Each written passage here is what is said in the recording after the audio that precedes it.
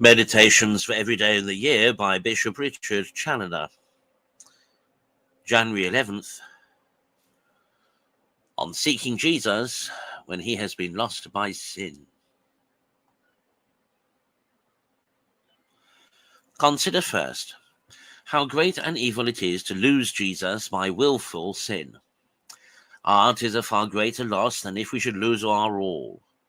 This loss is the greatest misery that can befall any soul on this side of eternity. It wants nothing but eternity to make it hell. And yet how common is this loss? How often is Jesus lost in this manner, even in our most solemn festivals, by the abuse of these holy times? And how is it possible that a Christian soul should admit of any manner of comfort, joy, or pleasure under so great a loss? What then must they do that have reason to apprehend they have thus lost their Jesus, that he is now no longer theirs, and they no longer his? They must learn from the Blessed Virgin and St. Joseph how they are to seek him and find him again. For though this blessed couple had not lost him in that wretched way, yet the manner in which they sought him may be an instruction to all others, to teach them by what means Jesus may be found again when he is lost. Consider, therefore, secondly, that the Blessed Virgin and St. Joseph were no sooner sensible that they had lost Jesus, but they began to seek him without the least delay, and they gave themselves no rest till they had found him, to teach us that there ought to be no manner of delay in seeking him as soon as ever we perceive we have lost him, and how much we ought to regret so dismal a loss.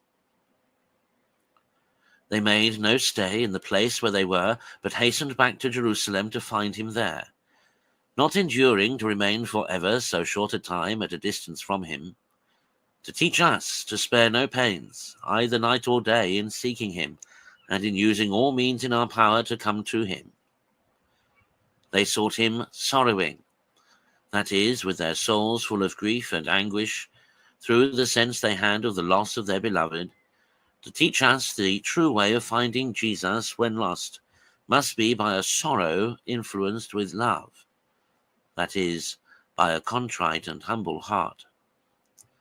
They sought him with perseverance, and did not give over their search till they had effectually found him, to teach us not to desist upon meeting with difficulties and oppositions in our search after Jesus, but to go on with diligence till we recover his gracious company.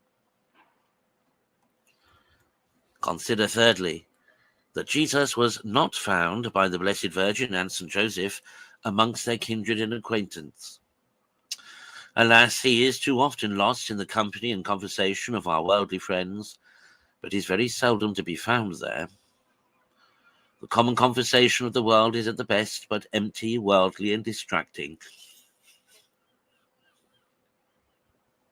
and 'tis out of fashion to speak or think of Jesus in the company of worldlings. Therefore the soul that would effectually find him must withdraw as much as may be from worldly company, and must enter into a kind of spiritual retreat.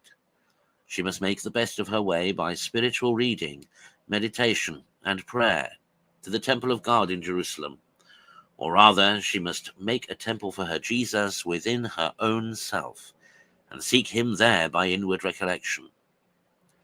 'Tis the surest place to find him. O sinners, return to your own hearts, and you will quickly find your God.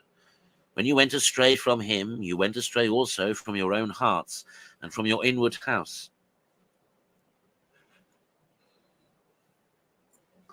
You forgot at the same time both God and yourselves. Return home to your interior, and you shall recover them both again. Conclude. If at any time you have reason to apprehend that you have lost Jesus, to withdraw immediately from the crowd, to seek him in his temple in your own interior, and to give yourselves no rest till you have found him there.